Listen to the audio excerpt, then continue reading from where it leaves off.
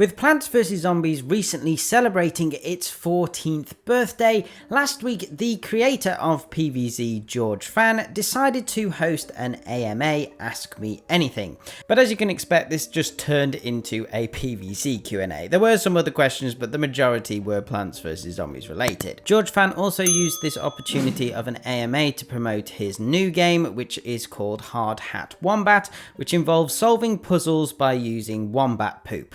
Yeah, so it's as crazy as always. So yes, amongst all the questions that were asked, there were some really interesting bites of information that I just wanted to share today, and it was just really insightful to hear what the creator of PvZ really thinks about what's going on at the moment and about the other games in the franchise. So we'll start off strong with some opinions about PvZ 3. Obviously we haven't heard anything about this for ages, apart from the game being listed as Sunset on the Google Play Store recently. The question came from According Wealth 6853, and this was his response. I did see a glimpse of it whilst it was in production, but I haven't been following it much since. I've heard each revision they're doing has made PvZ fans less happy, so that disappoints me. So I feel like this is a very diplomatic answer from George Fan. It is interesting that he hasn't really been keeping tabs on PvZ 3, but yeah, he's obviously heard about the feedback from the community and that PvZ 3 really isn't getting a good response. Unfortunately, that was the only question I could find that was about PvZ 3. Whilst there were probably 600 questions in total, George only replied to probably about 100 of them.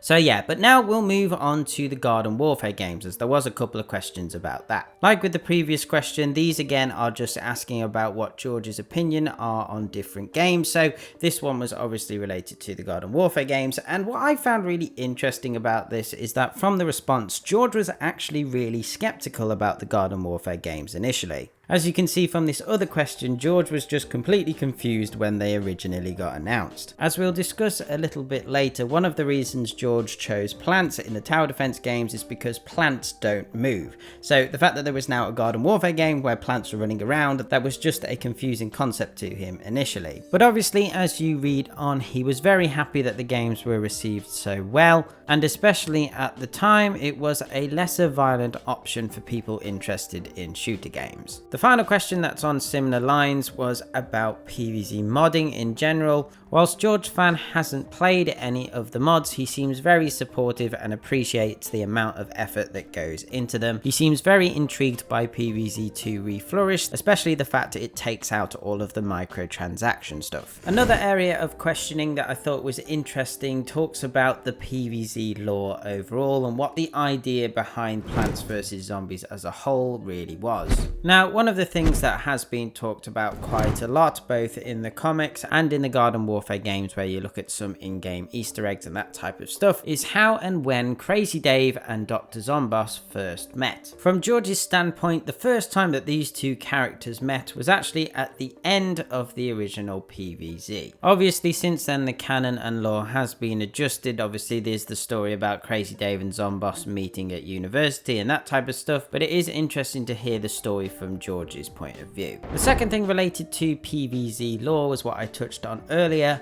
and this is why did George choose plants and zombies to be the two sides that were battling against one another? And whilst it seems random, there's actually some really interesting rationale behind this. Like I said, one of the reasons why plants were chosen is because of the general knowledge that plants don't move, and he also thought that plants were a nice way to give the characters some personality. As for the zombies, this is what George said: once I decided to make the game take place on a single screen, I needed an enemy that would march across the screen slowly, giving players enough time to strategize.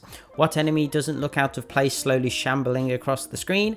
Zombies. So it's actually really interesting. This wasn't plucked out of nowhere. There was actual logical reasoning why these two sides were chosen to go against one another. Finally, I wanted to highlight some questions that talked about the franchise overall. A question from Lonk Bubba asked, what is your favorite game in the franchise that isn't the first game? Interestingly, it's Plants vs Zombies Heroes. Now, I don't know what I was expecting him to say, but my initial thoughts weren't going to be PvZ Heroes. I absolutely love PvZ Heroes, and if you haven't already played played it, this is a really good reason to check it out. If the creator thinks it's a great game, I would really recommend giving it a go. Then we have a scenario that was posed to George Fan. If EA/PopCap allowed you total control over PvZ in its current state, what would you do with it? First of all, it obviously seems he would be very up for doing that, and you'll be happy to know he would want to create a true sequel to PvZ. This would of course include some new ideas and new mechanics and that type of stuff, but what he really stresses is that there would be no microtransactions within a 10-foot pole's reach.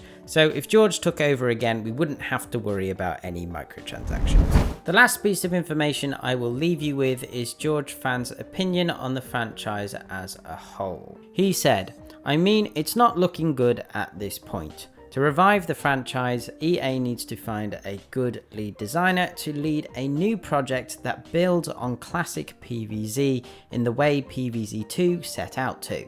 Give the fans the game they want, not just what EA thinks is going to make the most money." Anyway guys, that is going to do it for this video. I hope you found this interesting and enjoyable. If you want to find out more about the Ask Me Anything, I have put a link in the description so you can have a read for yourselves. But other than that, remember to hit those like and subscribe buttons, turn on notifications, and if you would like to support the channel further, check out my Patreon page by clicking on screen or through the link in the description. Okay, thanks guys, bye. Bye.